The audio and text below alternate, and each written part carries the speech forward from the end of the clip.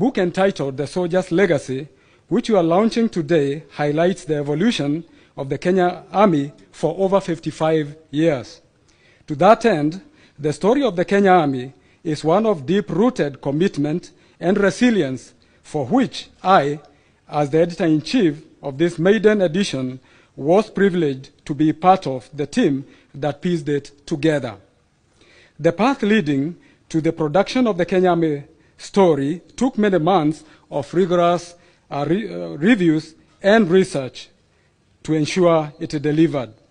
It was a unique experience that gave the editorial team an in-depth understanding of the dedication of Kenya Army soldiers towards service to this great nation.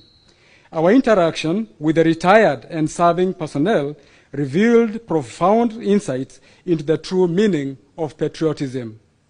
Your Excellency, sir, kindly allow me to thank all those involved in the realization of this historic publication. First, my sincere gratitude goes to the research, writing, and editorial teams that had to sift through data spanning several decades, a task they undertook with diligence. Secondly, sir, I convey my appreciation to the retired commanders of the Kenya Army, officers, service members, whose contribution laid a firm foundation for the book. Without these compatriots, we would have missed out on crucial historical facts that underlie the institution of the Kenya Army. Thirdly, sir, we are indebted to the serving Kenya Army personnel who documented their personal experiences, making it possible for us to tell our story based on first-hand information. This will serve to connect the reader with the Kenya Army soldier. In addition, Your Excellency, I'm grateful to the Vice Chief of the Kenya Defense Forces, Lieutenant General Kibochi, who, as then Commander, initiated the writing of this book. His vision of the end product kept us focused throughout the process. Likewise, we are thankful to Lieutenant General Walter Koipaton, who, after taking over as Commander, continued to provide counsel and material support leading to this launch. Sir, allow me also to express my deep appreciation to our families who are part of this book. Our spouses and children candidly shared their experiences, laying bare their innermost fears, truly reaffirming their centrality in the life of a soldier. To them, I say, asanteni sana. Finally, I wish to acknowledge our partners in the academia and our designers for their role in the production of the book. As I conclude, sir, I invite all our distinguished guests and Kenyans at large to access and read this publication, not only to connect with their soldiers, but also because they are part of the legacy. Let me begin by congratulating the Kenya Army for the role it has played over the years to ensure peace and stability in our nation, our region, and in many other parts of the world where our gallant soldiers have served. Let me also thank the Kenya Army fraternity on the successful completion of the Soldier's Legacy and its subsequent launch today. Secondly, sir, I wish to thank Your Excellency for the continued support your government and the people of Kenya have continued to accord the Kenya Defense Forces. This support has seen the Kenya Defense Forces initiate and complete not just this project, but many others in furtherance to the KDF modernization plan and national security objectives. The Kenya Army has a long and distinguished history that dates back to the King's African Rifles. The dedication and professionalism that has been exemplified in the Kenya Army of the last 5 decades is indeed commendable. The men and women of the Kenya Army, as part of the KDF, have been called upon by international community to serve in more than 40 United Nations OAU and AU and Commonwealth peacekeeping missions, contributing more than 50,000 troops since independence.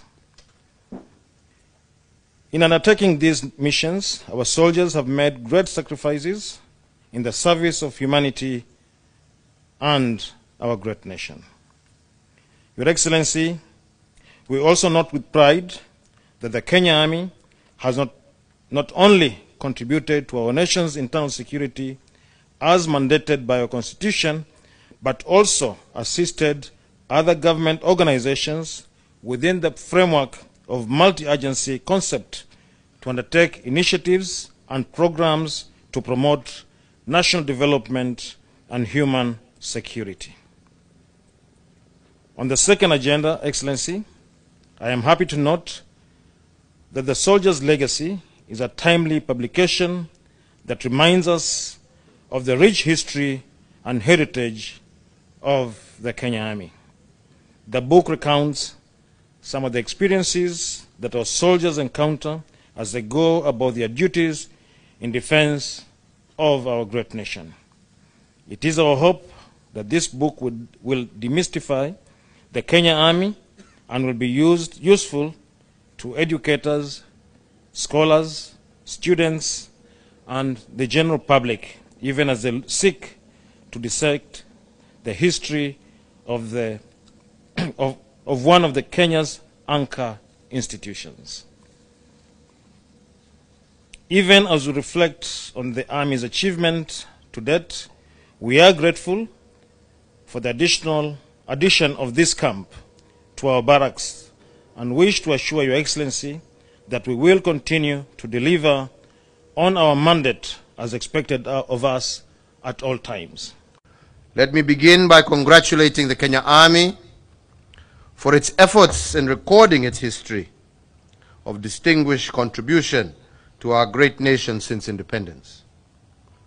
The soldier's legacy is a living testimony of that journey, and it outlines the strong tradition of courage, duty, honor, sacrifice, and service to the nation that our men and women in the Army are world-renowned for.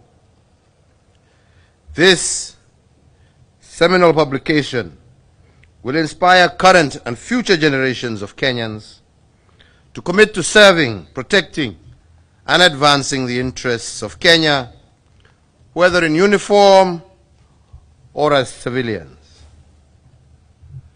It wonderfully illustrates the values of our country as given life by our defense forces, that we are a nation of peace, that will steadfastly defend our freedom, territory, and way of life against all external foes, and that we shall always emerge victorious. To all our KDF, I say this: each and every one of you, you are without doubt our nation's best and bravest. You are the living and breathing embodiment of the finest values, principles, and aspirations of our nation. You are our sword and shield, and the constant daily reminder to every citizen on what it means to be a Kenyan. And I am indeed proud to say that you have already lived to my call, which I made yesterday to Kenyans, urging them to always put Kenya kwanza, leo, kesho na milele. Mungu awabariki nyote. Mungu aendelee kuwalinda mkitekeleza kazi zenu za kulinda taifa letu. The establishment of this new barracks is part of our ongoing program of enhancing the footprint and rapid deployment capability of the Kenya Army. My administration will do all that is within its power to provide the resources necessary to sustain the Defense Forces modernization programs and plans so as to ensure that you remain seized of your mission to protect the sovereignty of our great republic across its entire length and breadth.